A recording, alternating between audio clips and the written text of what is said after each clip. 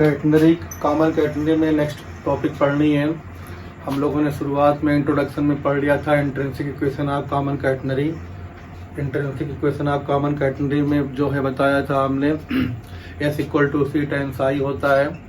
साई वो एंगल होता है जो एक्स एक्सिस से किसी पॉइंट से किसी कर्व से खींचे गए टेंजेंट द्वारा या टेंजेंट जो बनाती है। The angle subtended on the x axis by a tangent drawn at a point defined as psi। tan psi equal to dy upon dx भी होता है, ये चीज़ पता है।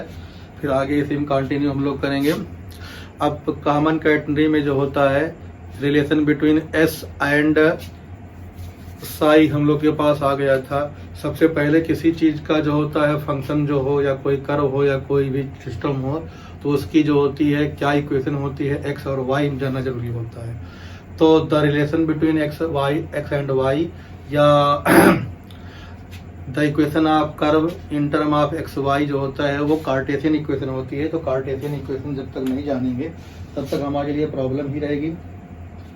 तो कार्टेशियन इक्वेशन आप जो कॉमन कैटनरी पे पहुंचते हैं तो हमारे पास कुछ हाइपोथेटिकल चीज़ें होती हैं जो हम लोगों ने फर्स्ट ईयर में पढ़ी थी।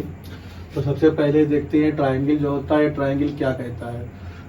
इस ट्राइंगल में हमारे पास जो होता है 90 डिग्री का ट्राइंगल मान लेंगे तो इसमें कभी भूले से इसका नाम अगर हम लोग ds रख देंगे और इसका नाम dy और इसका नाम dx रख देंगे तो हमारे पास जो मिलता है ds इक्वल टू मिलता है √1 प्लस dy अपॉन dx का होल स्क्वायर।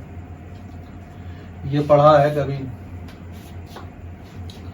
ठीक इसी रिलेशन को आगे जब बढ़ाएंगे हम लोग और ये भी पता होता है कि dy upon dx equal to कितना होता है tan साई। और दूसरे केस में अगर हम लोग इसी को देखें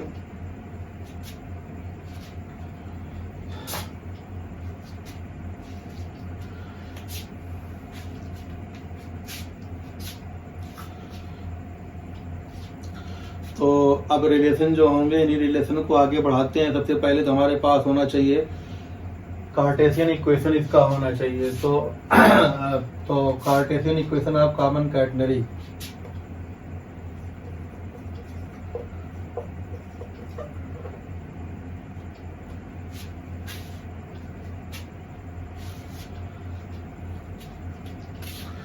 Cartesian equation of common catenary. तो कॉमन कैटनरी के जो है कार्टेशियन इक्वेशन निकालने के लिए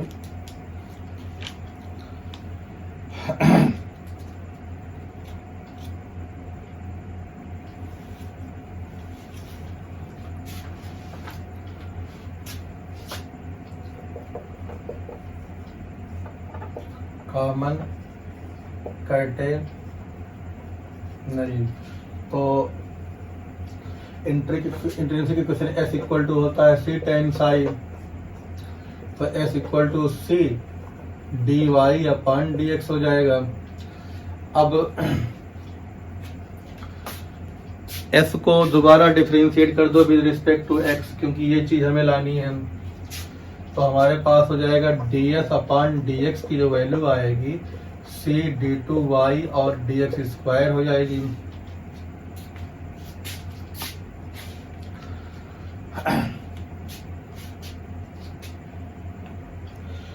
तो ds अपॉन dx की वैल्यू यहाँ से उठा के रखेंगे तो हमारे पास यहाँ क्या मिल जाएगा √1 प्लस dy अपॉन dx का whole square equal to c d2y और dx स्क्वायर।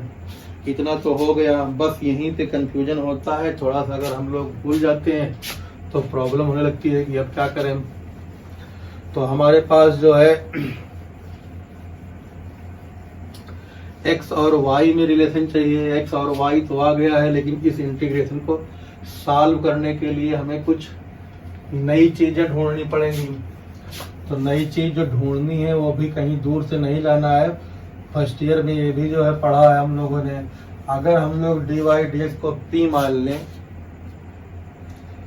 dx को p मान लें तो d2y dx स्क्वायर क्या हो जाता है dp dx हो जाता है। तो इसी कॉन्सेप्ट से हमारे पास put d y d x equal to p implies d P upon D x equal to d two y d x square. तो हमारे पास यहाँ मिल जाएगा 1 प्लस पी स्क्वायर का under root equal to c d P upon D x.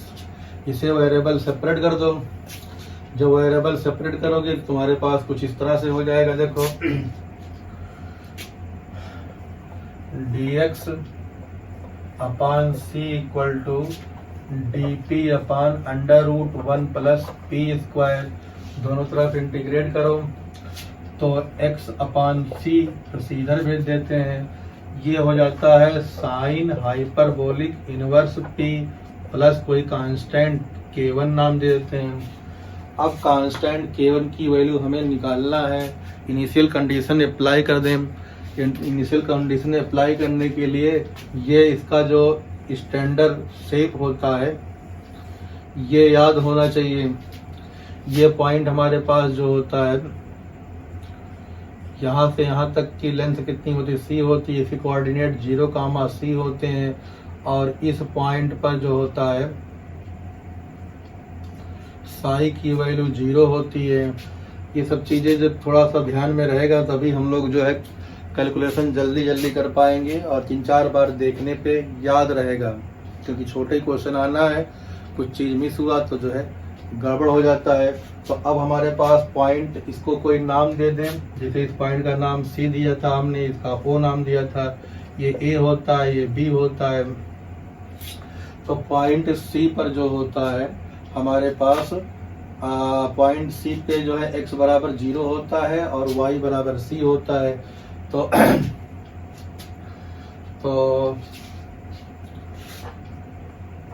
और सी x बराबर 0 y बराबर c, तो D Y upon D X बराबर 0। इसका मतलब साई बराबर भी 0 हो जाता है, क्योंकि टाइम साई बराबर 0 तो साई बराबर 0। तो अब यहाँ पे हम लोग sign hyperbolic inverse p e की पावर x वाले फॉर्मेट से करेंगे। तो इसकी वैल्यू यहाँ p की वैल्यू 0 रखेंगे तो ये वैल्यू 0 हो जाती है। तो हमारे पास यहाँ से इसकी वैल्यू कितनी है, 0 है। तो 0 इक्वल टू 0 प्लस k1। तो 0 plus 0 equal to 0 plus k1, तो इम्प्लाइज k1 इक्वल टू 0। तो हमारे पास k1 की वैल्यू 0 आ गई। तो हमारे पास जो मिला वो क्या हो जाएगा, x equal to C sine hyperbolic inverse p। अब साइन हाइपरबोलिक को जो है साइन में बदलना है, इनवर्स को साइन बदलना है। तो यहाँ से हमारे पास x अपॉन सी कर दें।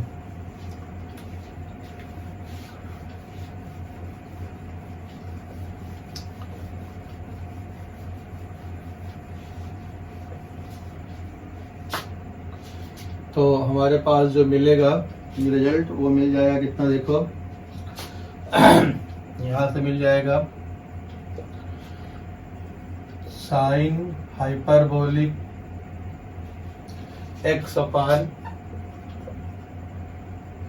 सी इक्वल टू p की वैल्यू रख दो। तो D Y upon D x equal to sine hyperbolic x upon c. तो D Y equal to sine hyperbolic x upon c और यहाँ पे dx। अब दोनों तरफ क्या कर देंगे, इंटीग्रेट कर दें। जैसे इंटीग्रेट करेंगे तो हमारे पास साइन का इंटीग्रेशन कास हाइपरबोलिक होता है, यहाँ पे निगेटिव नहीं आएगा। तो y इक्वल टू हो जाएगा कास हाइपरबोलिक x अपॉन सी। 1 अपॉन सी से डिवाइड करेंगे तो c यहाँ आ जाएगा, प्लस कोई दूसरा कांस्टेंट k2 हो जाएगा। अब प्रॉब्लम होगी k2 की वैल्यू निकालना। k2 की वैल्यू निकल आए तो हमारे पास एक relation between x and y निकल आए, मतलब कार्टेशियन इक्वेशन ऑफ कैटनरी निकल आए। तो k2 की वैल्यू निकालने के लिए क्या करना होगा, जब x की वैल्यू 0 होती है तो y की वैल्यू क्या होती है, c होती है। कास हाइपरबोलिक 0 की वैल्यू 1 होती है। तो यहाँ y की वैल्यू कितनी हो जाएगी, c। ये सी रहा और इसकी वैल्यू 1 हो जाएगी, यहाँ पे K2 रहा। इसमें कंडीशन क्या लगाई हमने, at C x equal to 0 y equal to C cos hyperbolic 0 equal to 1। तो हमारे पास कुल मिला जुला के क्या मिल गया, फिर K2 की वैल्यू फिर 0 मिल गई। तो हमारे पास जो फाइनल रिजल्ट आया इसमें K2 की वैल्यू 0 रख देंगे, तो y equal to C cos hyperbolic x upon सी। तो ये जो है Cartesian equation of common catenary निकल आई। कॉमन कैटनरी की कार्टेशियन इक्वेशन हमारे पास जो है इस तरह से जो है मिल गई। अब हमने जो है इंट्रिंसिक इक्वेशन निकाली। इंट्रिंसिक इक्वेशन में जो है क्या मिला था, देखो इंट्रिंसिक इक्वेशन में s equal to C tan psi था। दूसरी कॉमन कार्टेशियन इक्वेशन निकाली y equal to C cos hyperbolic x upon C. अब अगला रिलेशन निकालेंगे हम लोग x और साई में। तो हमारे पास जो है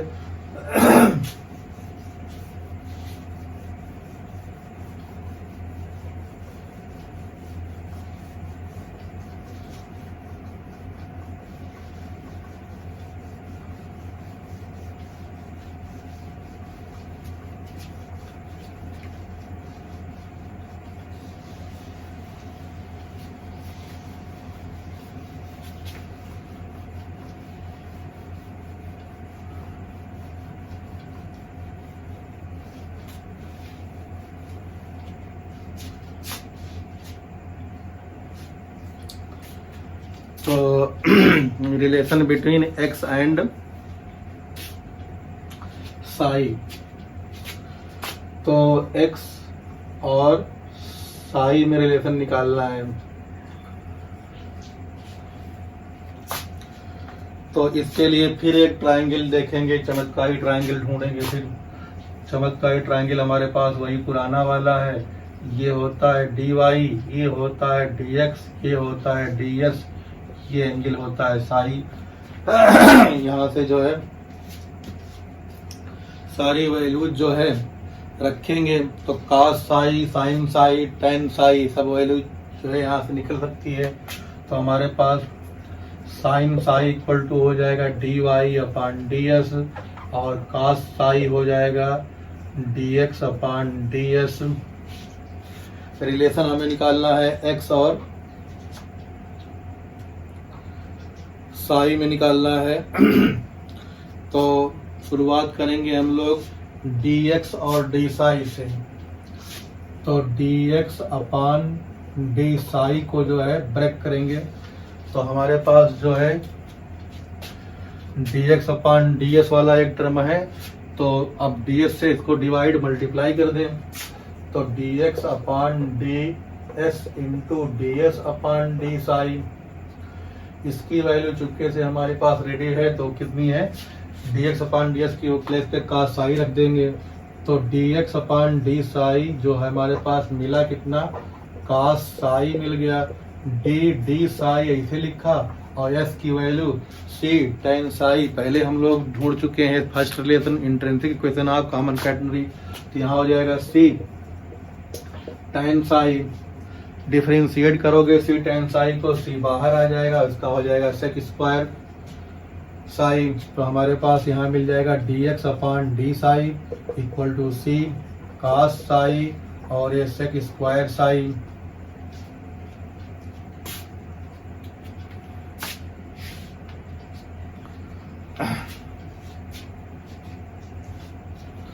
एक जो है सेक कास कैंसिल होगा, एक बचा रहेगा। तो हमारे पास ये बचा हो जाएगा, बच के सी सेक साई हो जाएगा। दोबारा इंटीग्रेट करेंगे तो dx इक्वल टू हो जाएगा सी सेक साई डी साई।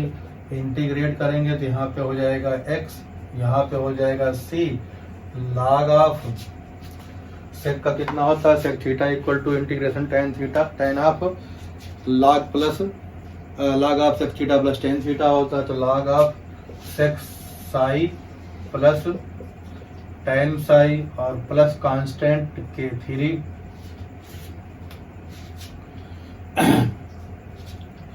अब हमारे पास कांस्टेंट की वैल्यू निकालनी पड़ेगी। तो पॉइंट सी पर x बराबर 0 होता है और साई की वैल्यू 0 होती है। तो हर point c x equal to 0 और साई इक्वल टू 0, तो क्या मिल जाएगा यहाँ से 0 equal to C log sec 0 की वैल्यू 1 और tan 0 की वैल्यू 0, तो log 1 प्लस k3, तो k3 की वैल्यू कितनी मिल जाएगी 0 मिल जाएगी। तो x इक्वल टू कितना मिल गया c log of sec Sai plus tan psi. तो ये तीसरा रिलेशन इसमें निकल के आया x और साई वाला। इसी तरह से हमें नेक्स्ट देखना है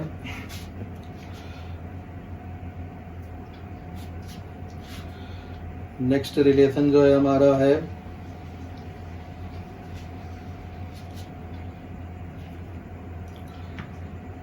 y और साई में। तो किसका रिलेशन है, यहाँ y हो जाएगा और साई तो ऐसे रहेगा। जगह पहले बना लें, ट्रायंगल जो ही चलेगा।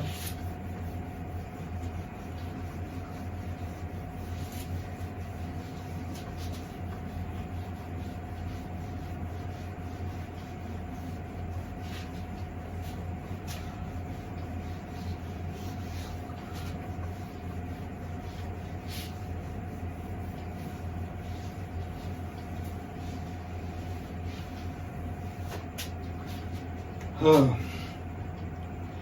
तो रिलेशन बिटवीन y और साई, तो एज यूजुअल जैसे पिछले रिजल्ट में हमने शुरू किया था वैसे अब यहाँ भी शुरू करेंगे। तो पहले ऊपर y रखेंगे, नीचे साई करेंगे। तो D Y upon D psi equal to D Y upon D S कर देंगे, D S upon D psi कर देंगे। D Y upon D S की वैल्यू कितनी है, साइन साई है, तो इसकी वैल्यू यहाँ पे साइन साई रख देंगे। तो D Y upon D psi equal to sine psi और d d psi of s की वैल्यू डाल दो। तो एस की वैल्यू होती है सी tan साई होती है। तो tan साई को जब डिफरेंशिएट करोगे सी सेक स्क्वायर साई दे देगा। तो हमारे पास सी को बाहर कर दिया, साइन साई और सेक स्क्वायर साई, इसका एक कास नीचे लाएंगे tan हो जाएगा और एक यही बचा रहेगा। तो tan साई और सेक साई बच जाएगा। तो D Y equal to C tan psi और सेक साई और डी साई दोनों तरफ इंटीग्रेट कर दो। जिसे दोनों तरफ इंटीग्रेट करोगे वो y हो जाएगा, c ऐसे रहेगा। tan थीटा का सेक थीटा का इंटीग्रेशन सेक थीटा होता है, तो सेक साई हो जाएगा ये प्लस k4 कांस्टेंट आ गया। अब k4 की वैल्यू फिर निकालना पड़ेगा, फिर वही पॉइंट c लगाएंगे। c पॉइंट पे y की वैल्यू c होती है, x की वैल्यू 0 होती है और साई की वैल्यू 0 होती है। तो सेक 0 इक्वल टू 1 होता है, इसकी वैल्यू 1 हो गई c पॉइंट पर। तो इसकी वैल्यू c, इसकी value c into 1 plus k4। तो यहाँ से हमारे पास k4 की वैल्यू कितनी हो गई, 0 हो गई। तो हमारे पास y इक्वल टू c सेक साई, एक रिजल्ट ये आ गया। तो रिलेशन बिटवीन y एंड सेक भी आ गया।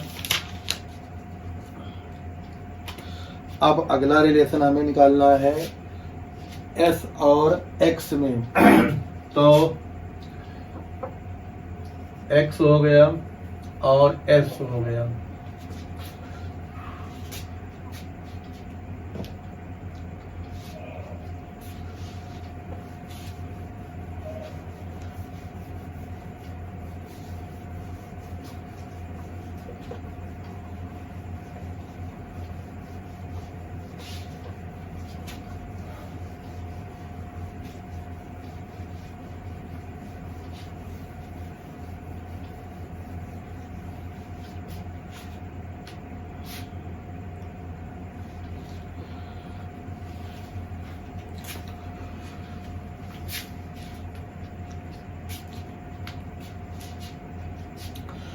अभी हमने एक रिजल्ट निकाला था S equal to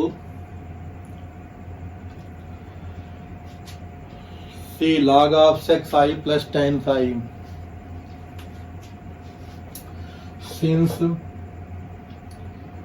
S equal to C log of tan psi plus sec psi, ये रिजल्ट हमारे पास जो है पिछला निकाल के हम लोगों ने रखा था इसको। तो अब इसमें जो है x इक्वल टू, तो x इक्वल टू हमने जो है C log of tan psi plus sec psi, तो ये निकाला था। तो इसी रिजल्ट को आगे प्रोसीड करेंगे।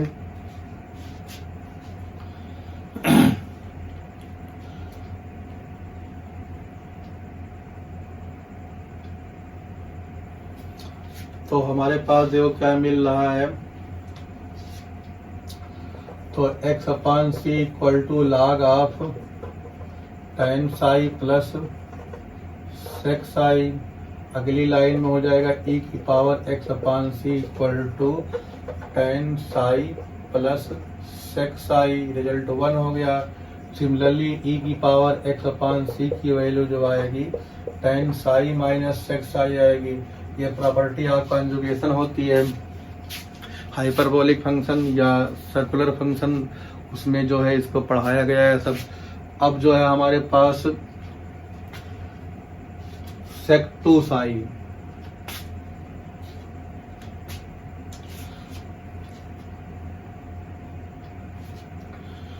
तो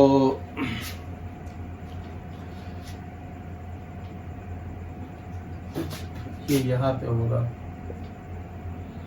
तो tan 2 psi निकालने के लिए तो 1 से हम लोग क्या करेंगे, 2 को माइनस कर देंगे। तो tan 2 tan psi equal to मिल जाएगा e की power x upon c minus e की पावर माइनस x अपान सी। तो हमारे पास tan psi ऐसे रहेगा, ये e की power x upon c minus e की पावर x अपान सी अपान 2, e की पावर थीटा माइनस e की power minus theta upon 2, sine hyperbolic theta हो जाता है। और tan psi की वैल्यू हो जाती है s बराबर c tan psi, तो tan psi इक्वल टू हो जाएगा s अपान सी। तो s upon C equal to हो जाएगा ये साइन हाइपरबोलिक x अपान सी। तो हमारे पास जो है रिलेशन क्या मिलेगा, s equal to C sine hyperbolic x upon सी। तो x और s में रिलेशन इस तरह से मिलेगा। तो एक रिलेशन हमारे पास ये हो गया। आगे हमारे पास देखना है relation between s and psi, s और psi में।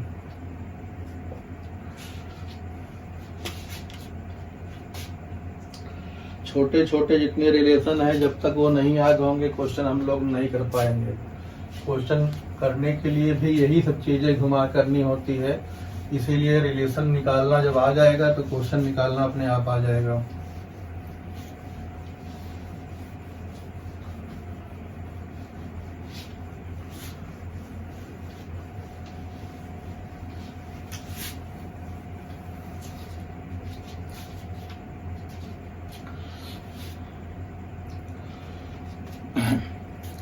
अब यहाँ से हमारे पास जो है जो रिजल्ट हमने निकाले हैं उन्हीं रिजल्ट का यूज कर लें। तो हमने y और psi में एक रिजल्ट निकाला था, y equal to C sec psi। तो एक रिजल्ट हमारे पास यहाँ आया था y equal to C sec psi, ये नोन रिजल्ट है, पीछे हम लोग इसको डिस्कस कर चुके हैं। और एक सबसे पहले हमारे पास intrinsic equation s equal to C tan psi था, ये भी रिजल्ट जो है पता है।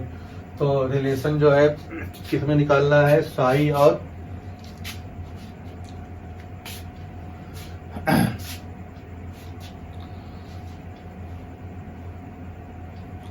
y और साई में,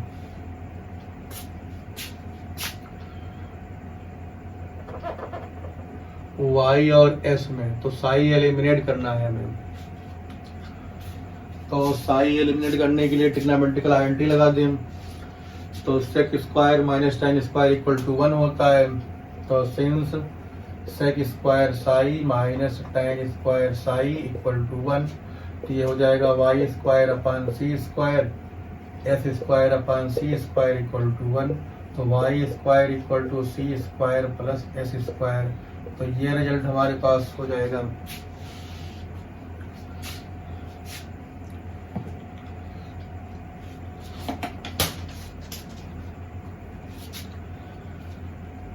आगे हमारे पास जो है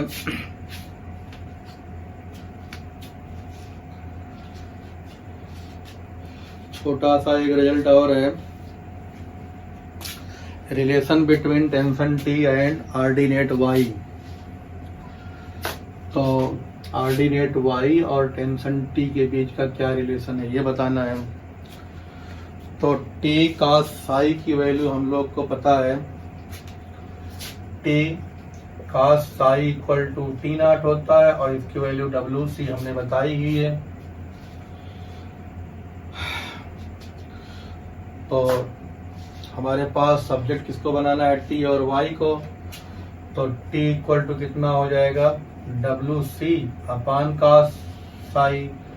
तो T equal to W C ऐसे रहा। का साई की वैल्यू बताओ कितनी हो जाएगी, का साई की वैल्यू यहाँ से हो जाएगी सी अपान वाई। तो सी अपान वाई, वाई यहाँ चला जाएगा तो c cancel, t equal to डब्ल्यू वाई। तो ये बहुत इम्पॉर्टेंट रिजल्ट है, ये बहुत ही इम्पॉर्टेंट है, अक्सर जो है पूछा जाता है। तो पूछा क्या, यूज किया जाता है क्वेश्चन में डायरेक्ट टी इक्वल टू डब्ल्यू वाई या y equal to t upon डब्ल्यू रख के जो है हम लोग क्वेश्चन सॉल्व करते हैं। इसी तरह से पीडल इक्वेशन या रेडियस ऑफ कर्वेचर का भी रिलेशन होता है। तो रेडियस ऑफ कर्वेचर का जो रिलेशन होगा वो निकालना होगा। तो हमारे पास जो है रेडियस ऑफ कर्वेचर को हम लोग रो से कहते हैं।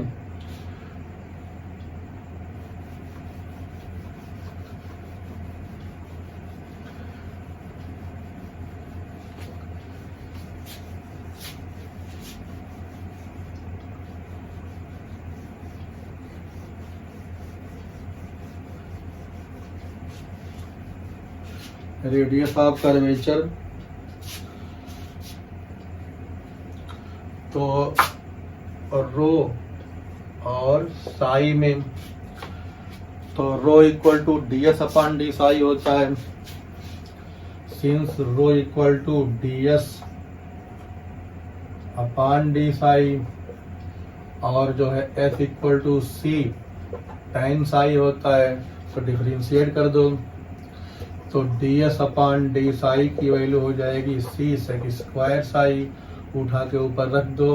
तो rho equal to C sec square psi. तो ये हमारे पास एक रिजल्ट मिल जाएगा। अब इम्पॉर्टेंट जो होता है इसमें, ये हमारे पास जो है कॉमन कैटनरी का इस तरह से लुक होगा। ये पॉइंट सेम हॉरिजॉन्टल लाइन में होते हैं। इसे हम ए बी या इसको ए बी मान लें, ए बी। तो हमारे पास जो होता है एक टर्म इम्पॉर्टेंट होता है स्पान।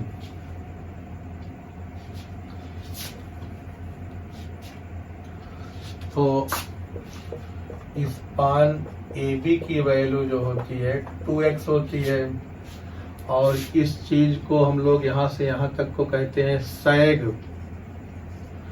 तो जो सैग होता है वो ये पॉइंट पूरा हमारे पास जो है y होगा इसका कोऑर्डिनेट और इसका c, तो y माइनस सी होता है।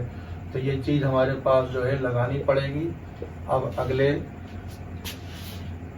एपिसोड में, अगले टाइम पे हम लोग इसमें जो है क्या करेंगे, क्वेश्चन सॉल्व करेंगे, वो भी कुछ छोटे छोटे 3 या 2 पार्ट में 40-40 मिनट में जो है इसको ख़त्म कर देंगे। 40-40 मिनट का 3 पीरियड करके जो है ऑलमोस्ट ख़त्म हो जाएगा क्वेश्चन। फिर जो है अगला चैप्टर कैटनरी के बाद जो है चाहे वर्चुअल वर्क होगा, चाहे जो है डायनेमिक कोई चैप्टर करेंगे, वो देखते हैं।